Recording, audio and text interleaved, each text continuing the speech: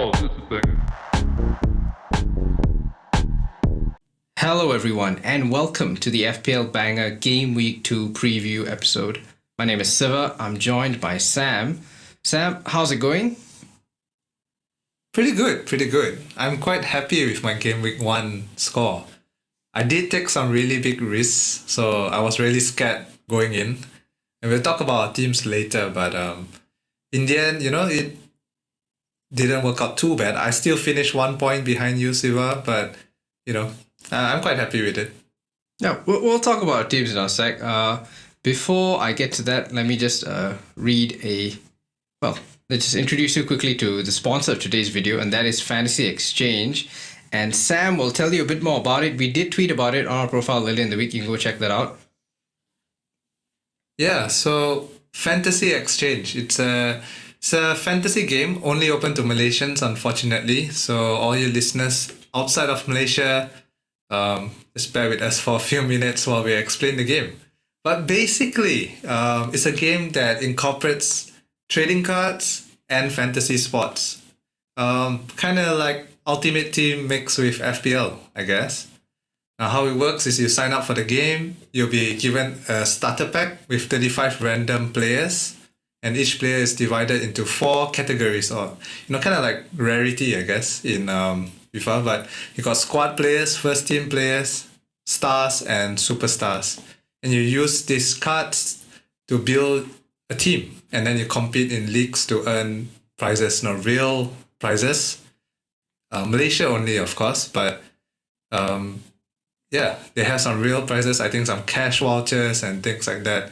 So a good chance to put your fantasy knowledge to use and actually earn something substantial.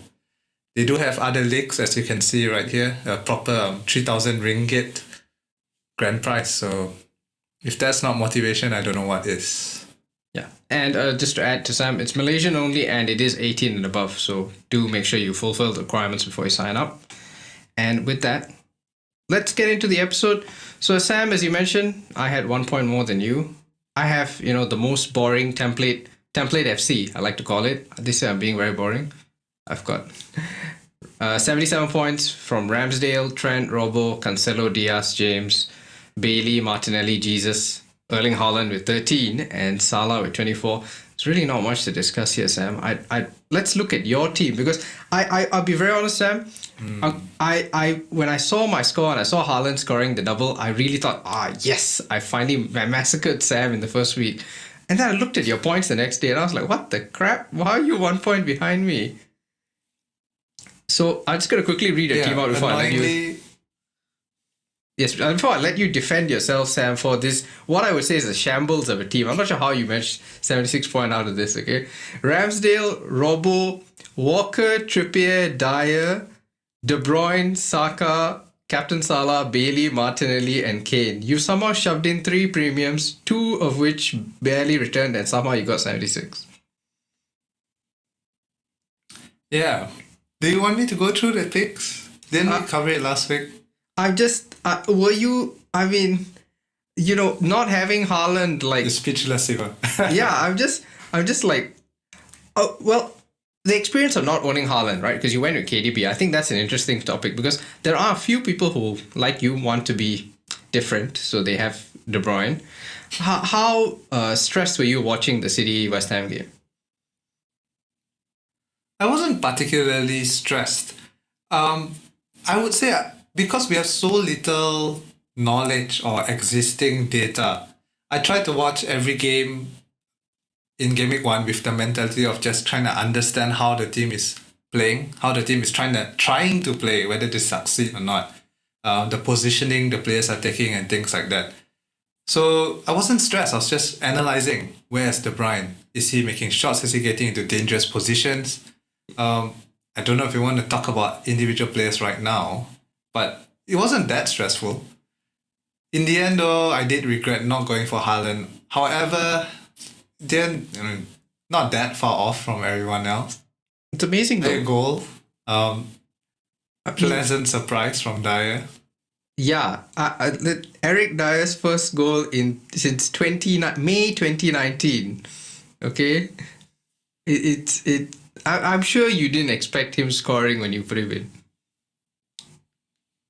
No, my reasoning with Dyer is 100% just he's nailed. He's 5.0, so cheap, and Spurs are going to get a lot of clean sheets. So much uncertainty around their wing backs, right? Perisic, Sessegnon played really well. Then you got Doherty coming back from a long injury. He played Emerson, who got 2 assists, and they signed Spence. So much uncertainty. I don't know where the points are coming from. I got a feeling they're going to be a bit like how City mids are, in the sense that points are just spread out with everyone, but no one standout pick. So I just went for the safe option. Dyer get me those clean sheet points. And no clean sheet this week by the goal, so I'm not complaining. So Sam, I mean, we talked about Kane and Haaland for just a bit now. I understand you've already, spoiler alert, you've made your move and you've gotten rid of Kane for Haaland. I've made big moves this week. Wait, you said moves? For later. Okay, moves. Okay, but wait, first let's talk through the Haaland sort of move first, right?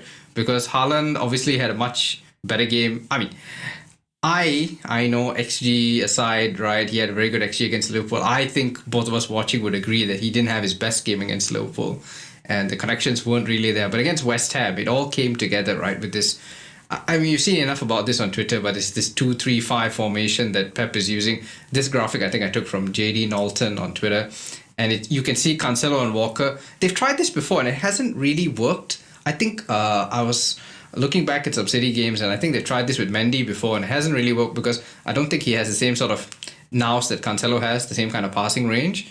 Whereas Cancelo and Walker, who got a lot of praise from Pep, play as, for those who are listening on the pod, basically Cancelo and Walker advance into midfield and they play as sort of DMs together with Rodri, and it's a 2-3-5. And what that ended up doing was they just suffocated the whole midfield. West Ham couldn't really get out. And I don't think they had any big chances at all. Their XG was 0.3. They just suffocated them, and then they had a few good chances which they put away. They had some chances though, West Ham. So it wasn't like they were completely out of the game. A few headers that went close and things like that. On another day it could have gone in. But yeah, City were really impressive to me. As a De Bruyne owner, I spent a lot of my time trying to see his positioning.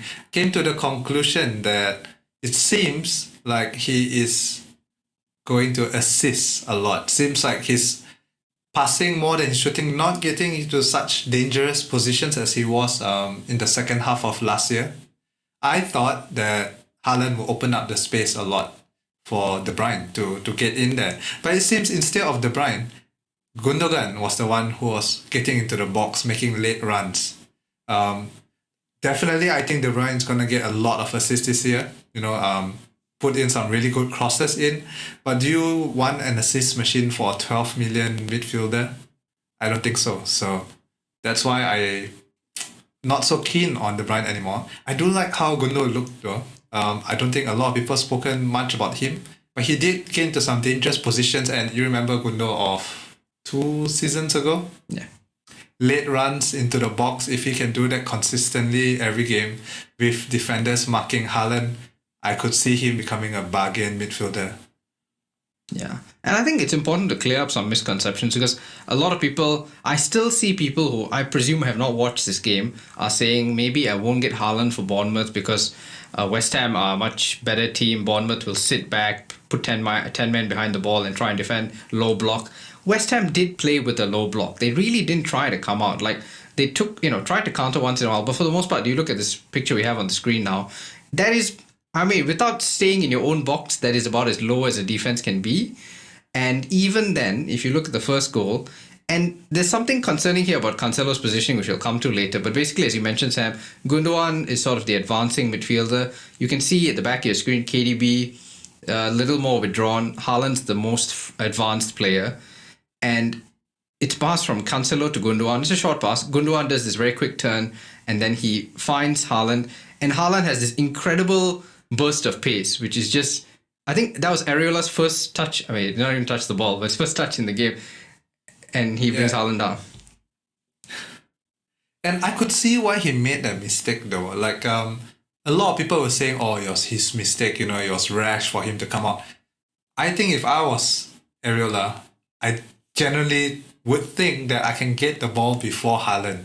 Do you know what I mean? Because the space was so small. But in like 3 strides, Haaland was like miles in front of everyone, got to the ball first and got down. Same thing for the next goal, right? Yeah, I mean, even on the second goal, he just flew. He flew past everybody and just went through. Coming to KDB, and again, you notice Cancelo's positioning. This is a chance in the second half, just before the second goal. Cancelo again playing in that sort of DM position we talked about. If you look very carefully, you'd see the guy in front of him, slightly to the right of the screen, is Walker. And that's where Walker and Cancelo were operating. Basically the same position where Rodri was. Cancelo with the long ball to Foden. Foden did play really well, but I think for FPL purposes, I don't think he will be as good.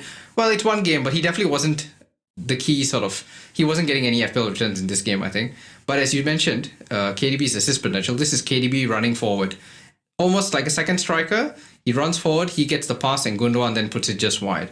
So KDB, as you say, has got a lot of room, but Gundo seems to have a lot of room as well in the system. Yeah, I think KDB will do well, but maybe not 12 million well. Do you know what I mean? Yeah. A lot of assists. I see him getting a lot of assists. Don't see him getting many goals this year. 12 million is just way too much. Yeah. And I think sorry, one more point to add, right, about De Bruyne is in previous years, he always gets loads of bonus points. Loads, right? Even in games when no one is scoring, he'll be getting bonus points. This game, though, he finished pretty low. So I don't know if it's a shift in tactics that kind of is taking away the importance of De Bruyne. I guess it's not all centralized on him right now. You saw from the screenshots that Siva put out, see Cancelo coming up into the midfield making crosses. So it's not all pass to De Bruyne and then let him make the final pass anymore. Maybe that has affected his bonus potential. I don't know. It's still too early to tell. But in this game, he finished 6th in the BPS score, which he usually doesn't. In a game like this, you would always expect him to be near the top, getting at least 1 or 2 bonus points. So a bit concerning. So based on all these factors, I sold De Bruyne already. Okay, let's talk about this, right? Okay, so I didn't know that. I knew you. No, let's leave. I think let's leave the hit discussion until later on. No, I know. We can just talk because I think a lot of people do it now. All right. Because wait. Let's okay. Do you want to know my moves straight away? We'll break down the moves because it's important. I think a lot of people have. A lot of people do have City assets because I went very boring. We talked about this. I went double defense and Haaland because I didn't want to mess about with anybody else. So I don't have these issues and I can't really relate to them. But I'm curious because I went out to Twitter today. A lot of people want to sell KDB. They want to sell Cancelo because if you look at those pictures we showed, Cancelo's positioning was really a lot deeper. He's basically playing as a DM and we paid 7 million for something else. Again, it's all one game week, so small sample sizes.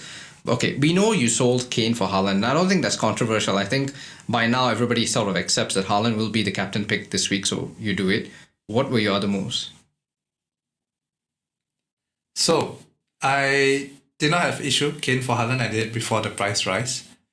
I actually had 0.5 in my bank, but I decided long term this is the move you want. And that's what I'm going to say to start off, right?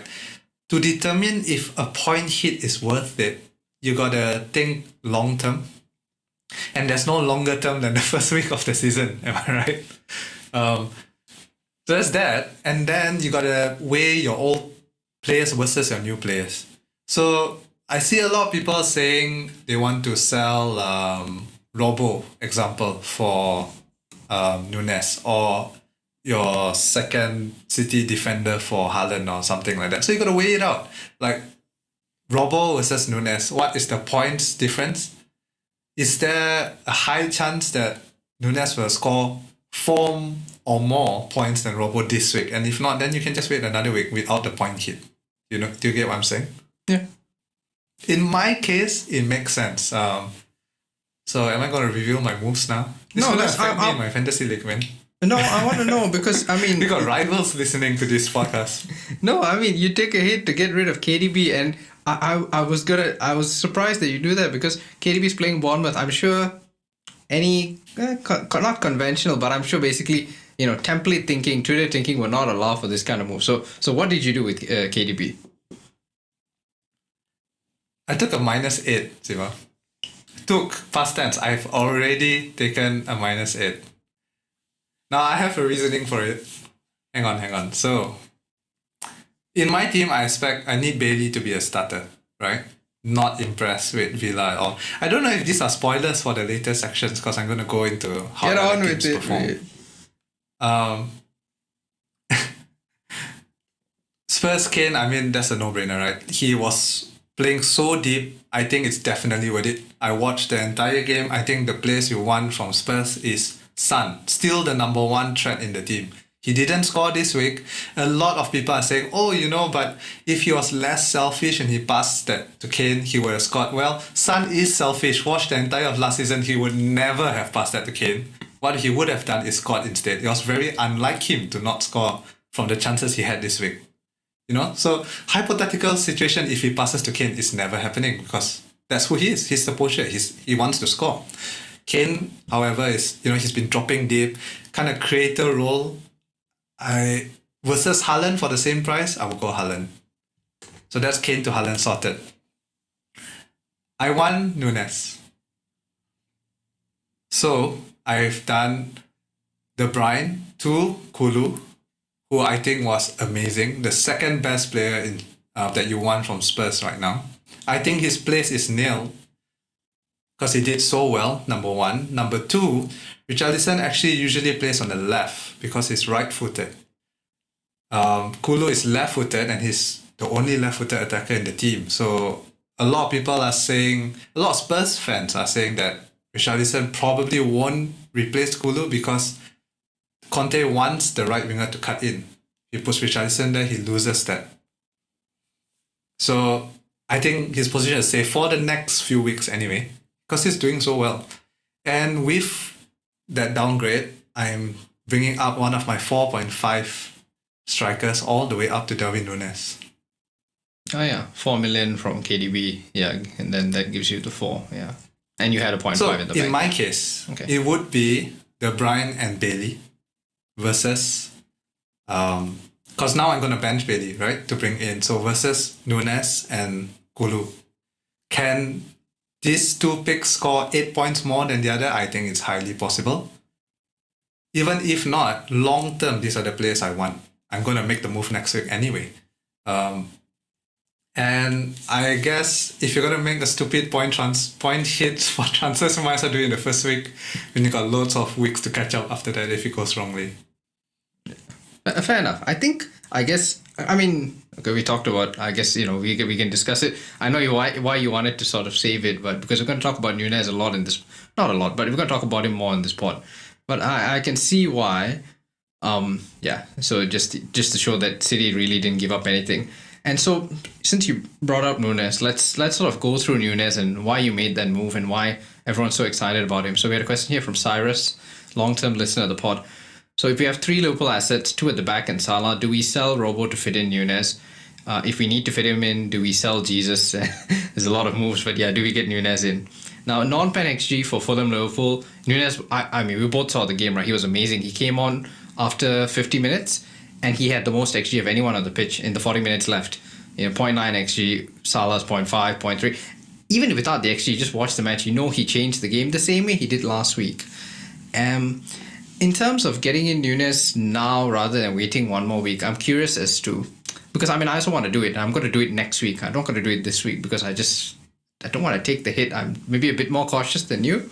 Is it the fact that you've had a good start, you feel you have room to make these moves, or you just, I don't know, what is, because a lot of people are just too nervous to make a move this week. I don't think anybody with your score, with 676 on the board, is taking a -8.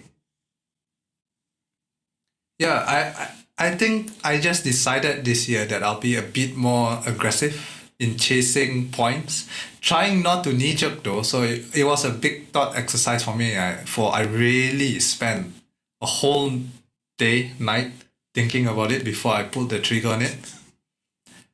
I really wanted to make sure I'm not knee-jerking, but I think long-term, Darwin definitely will be a good player to have, like without a doubt.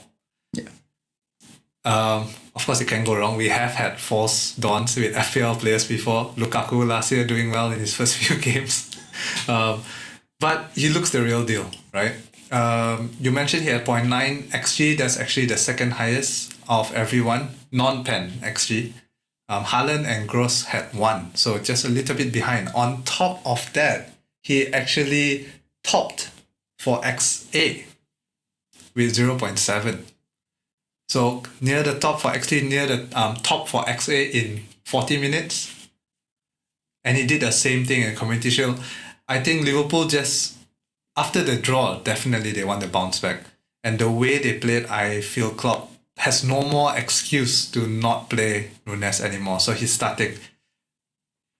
In my case, I did the hit because it was basically between Kulu versus KDB, Bailey versus Nunez.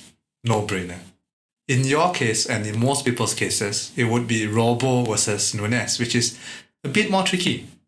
Can Nunez outscore Robo by 4 or more points? It's really hard. So then, in that case, you may be, okay, I'm not going to use the point here again for free next week. Makes sense to me. I would probably do that if I had triple Liverpool defenders, Liverpool players. Part of the reason why I chose this starting template also because it gives me actually a lot of flexibility to move around because I did not spread out my funds. By selling one player like De Bruyne, I could bring in 2 quality players. Yeah, I mean that definitely helps. And yeah, I have Robertson and Trent and Salah. So like you say, I mean it's exactly the same reason why. Although I love everything we're seeing about Darwin Nunez. We talked so much about him even in the first pod, but I don't think I really can justify making that move this week because I would like to have another week of information and I don't really want to take a -8. I would need to take a -8 to do it. I'm happy to take the -4 next week and I've got enough money in my defense to do that move with a -4 next week and I would hopefully get enough information on some nailed cheaper defenders. But I think for your structure, fair enough. And also you were going to be priced out, I guess, with your structure. Either if you didn't make the move, so I suppose you just had to do it. My 3 moves are exact to the price structure. Of course, there are alternatives if I were to be priced out, but I thought about it. These are players I want possibly even the whole season, right? Yeah. With the exception of Kulu, maybe. But I think Nunez, Haaland, these are players you want almost the whole season. So a -4 for that, I'm okay with that. Okay, fair enough. Another reason why we're so excited about Darwin Nunez, and I sort of, okay, I'm trying to sort of look at this, because we've got all the stats in the world, so you want to make some of the tactics worth it, right? So this is from T4IRL, which is a great YouTube channel, you should watch it. And they've started doing these sort of 10-minute breakdowns of certain matches. So they did one of United. And something that occurred to me was they talked about how Eriksen started as striker, didn't really offer anything because he's not a number 9. They tried to basically play him as one. So he kept withdrawing back and you had this big space in the middle, which is why nothing really happened for United in the first half against Brighton. But in the second half, of course, Ronaldo came on. And, surprise, surprise, they looked better with an actual striker on the pitch. What Did we though? You definitely I watched the whole match. No, so did I. We barely looked better. No, but that... Anyway, continue your point. I mean, your big chances all came in the second half. I mean, and the chance that Rashford had especially, right? That comes because you have a striker on the pitch. You have... And they explained it in the T4 video as well. In the first half, those defenders, the Brighton defenders, Veltman, Dunk, Webster, were really relaxed. They had nothing to worry about. They had a lot of space and they kept playing these long balls in. But once Ronaldo came on, yeah, he's not the most pressing kind of guy, but there's somebody to mark, something to worry about. And then therefore they were pushed back. And that's how the goal came about. It was just, eventually you throw enough bodies at it and stuff happens. What's interesting about that is, you remember last year how United did start Ronaldo against Liverpool. They got smashed 5-1. Now, I'm not saying that's because of Ronaldo, but against Liverpool, you kind of need all 11 men to commit to the press and commit to defending. That's not going to happen. And I think basically as it stands, you're not signing Marko Arnautovic, which is a good thing, but He's got to play Ronaldo against Liverpool. And I think all of the issues that he has, you know, the positives of playing Ronaldo and the negatives will come back. And I think United, just some of the defending, right? I mean, I only wanted one still because I'm so excited. Don't make me look at United's defending again, man. I mean, yes. So I know I don't want to see it. I know they've only been together for a few weeks. I get it. They're not familiar with each other. But the amount of space that is between Maguire and Lisandro Martinez, you can park a bus between it, right? And Danny Welbeck. I mean, Danny Welbeck was 31. They made him look like Benzema. He Arsenal legend Danny Welbeck. Arsenal, that guy Welbs, okay? They some people call him Wele, okay? And he looked amazing, but but they made him look so good, and I was surprised. I mean, some of the pressure. Diogo Dalot, I finally understand why Diogo Dalot has never been given a chance at United, because in the first 15 seconds he gives out the ball to Trossard, who then hits the side netting, and on the goal he doesn't even pressure Trossard. He just sort of backs off, really relaxed, like he makes Wan-Bissaka look good. And all of this, I can't see it fixing itself in 2 weeks. Like, I don't think we're being dramatic. I fully expect Liverpool to smash United, and that's, you know, why you have Nunez, and I think I need to get Darwin in by Gameweek 3. Yeah, I think everyone should just target whichever team is playing United up until the end of the season. Yeah, United is bad. They played really bad. Definitely huge potential for Liverpool in Gameweek 3. I agree. Get Darwin in. Not necessarily at the cost of a point hit though, unless your player they're taking out, you know, it's a lot worse. You know, but also bearing in mind that you get Bournemouth the week after, so I think it's a great, like, you know, two very green fixtures. Don't look at your FDR charts on official FPL. Budget mid, Sam. So I mean, are we done with Darwin? I think we've sort of given enough propaganda for Darwin Nunez. Yeah, let's move on. I love budget mids, so favorite section. Yeah, and FPL Go fellas, is it time to move on from Neto Bailey? Okay, well, you can ask the man who took a -8 because he doesn't want to play Leon Bailey. And is it time to move on from Neto and Bailey and spend that money in defense? So I just had a list here of budget midfielders, but basically Pascal Gross was the standout this week. Apart from that, a lot of names here, like I wouldn't touch you at all. Jorginho, Lerma, Dewsbury Hall, very nice goal, but from long distance. He's done that before, but I don't think it's sustainable. What do you think, Sam, since you've taken such drastic measures to bench Bailey? I think you gotta temper your expectations with 5 million midfielders, right? I mean, they're only 5. Neto's 5.5, so maybe you can expect a little bit more.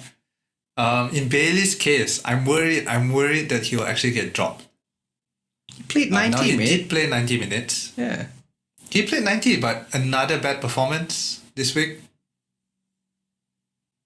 Possible drop, Gameweek 3. Possible does not even win his place back because they have 2 strikers, Ings, Watkins. Although it seems Gerrard can't seem to work out how to play everyone together. Right? They have Buendia on the bench, who Villa fans really love more than Coutinho apparently. And so many factors easily could be benched. And if I'm relying on a 5 million player to start every week, I think that's a danger if that player is benchable. Right?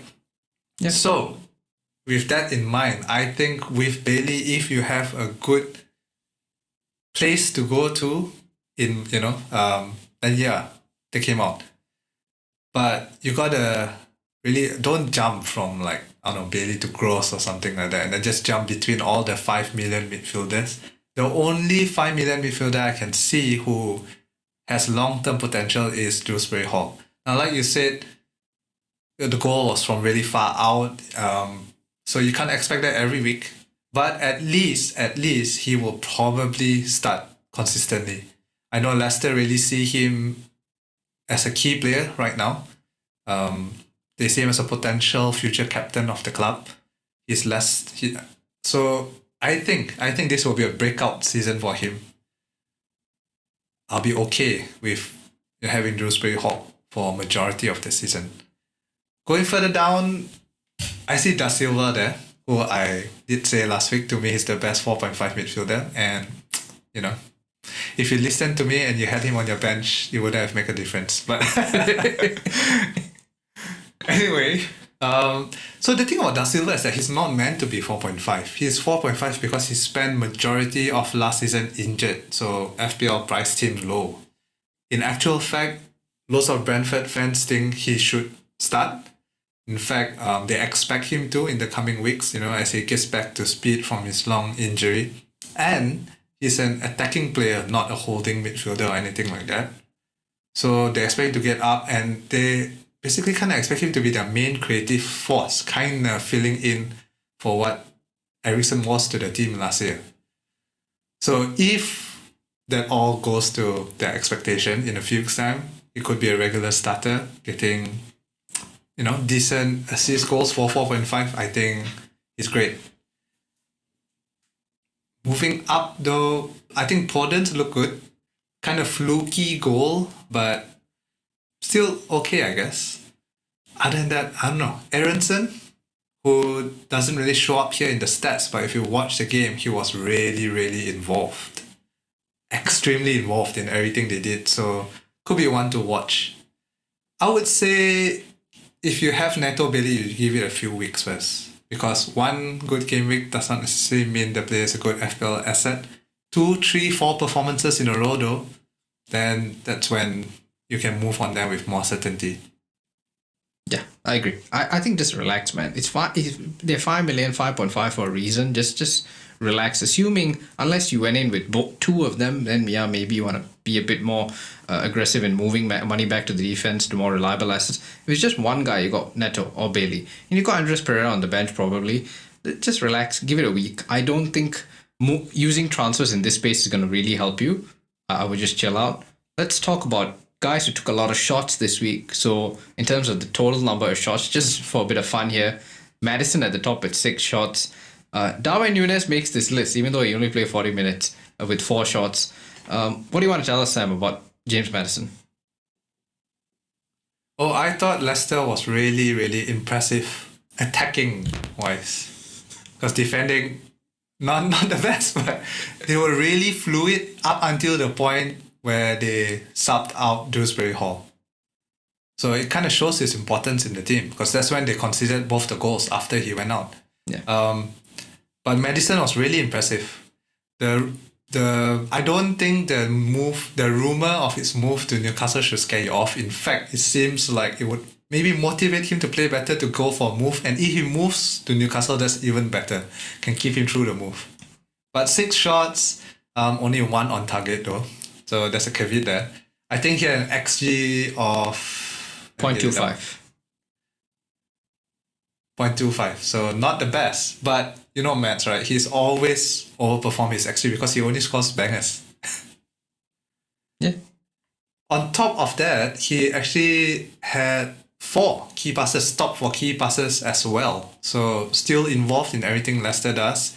And Leicester can score against anyone, literally anyone. Now, whether they will concede less than what they score is a different question entirely. But I think attacking-wise, Maddison is a great option at 8.0. However, Kulu and Saka maybe plays for a better team. So it's just a shame that he's the same price as them, in my opinion. Yeah. I think if you're going in this week, it's a bit harder to sort of pick Maddison this week. But next week against Southampton, like if you are saving a transfer this week, I would look at him again next week. Southampton looked really, just really not have improved at all, which is really surprising. I guess not surprising. They bought a lot of young players, but they just looked really defensively open, I think. I'll tell you what's surprising. Big Dan Burn, number 9. Yes, Big Dan. The only defender on this list with 4 shots. That's impressive. Yes. I like Burn actually. I think he plays really well for Newcastle. The only problem is Portman kind of plays in his position. Yeah. So they're both left-footed centre-back. So that's the only worry. Yeah, I would stay clear for now until and I don't think even Howe knows who he'd be starting. Let's finish off, Sam. Captaincy. Yeah. So I put this up from FPL Review because, I'm more of the nerd. Sam doesn't really believe in all this expected points jargon stuff. But basically, expected points, FPL review, they basically just said they don't know who's going to be better this week. Salah, Haaland, it's kind of close. Salah is obviously ahead in all these models because of long-term exposure to the Prem, and his stats are more reliable in that sense. But basically, Sam, who are you captaining this week? I saw a stat on Reddit about Salah that he has never scored in Gameweek 2 ever in his 5 seasons in Liverpool. And then naturally, the top comment is that Salah has scored in his past 5 games against Crystal Palace. So, Worlds colliding.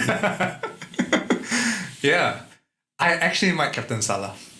I think Liverpool will look really sharp with Darwin Nunez there.